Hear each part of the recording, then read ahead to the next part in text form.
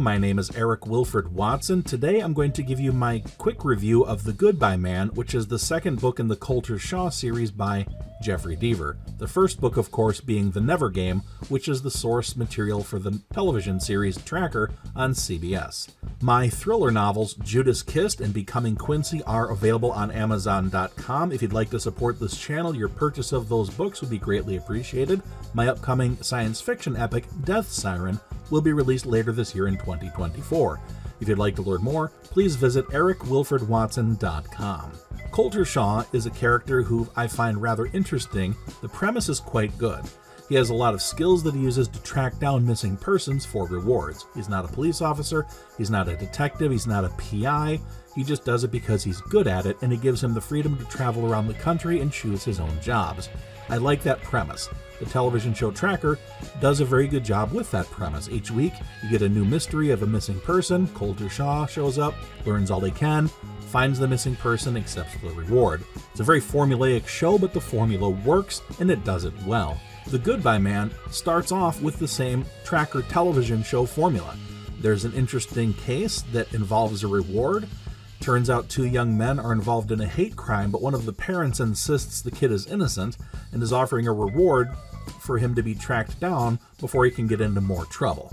Colter Shaw accepts the assignment, goes off, looks for the two kids, has an unfortunate run-in with local law enforcement, and one of the kids dies. That's not really a spoiler. That happens remarkably early in the book.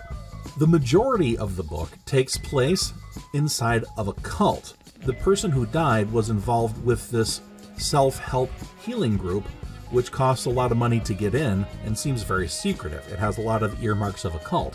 So Colter Shaw conjures up a false identity and infiltrates that group, and the majority of the novel is him trying to expose them and trying to figure out what's going on and what led to this person's suicide.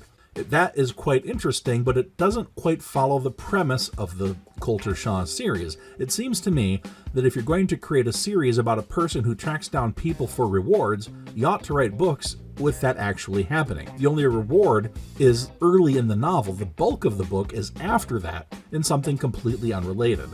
It's interesting.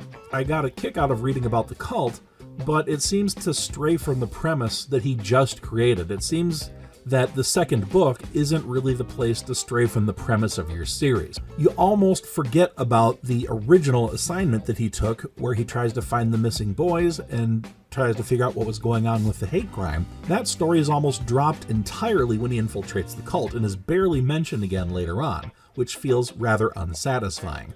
Overall, the book is very well written, has a lot of beat-for-beat action. It does seem like Jeffery Deaver scripted it out well in advance, so everything sort of connects to everything else, and it seems a little bit far-fetched at times, but that's okay. It's a fun book, it's a fun read. I give it a recommendation despite its flaws, and I'm looking forward to reading the third book. If you'd like to hear more of these reviews, please like and subscribe, and again, you can purchase my novels on Amazon.com to support this channel.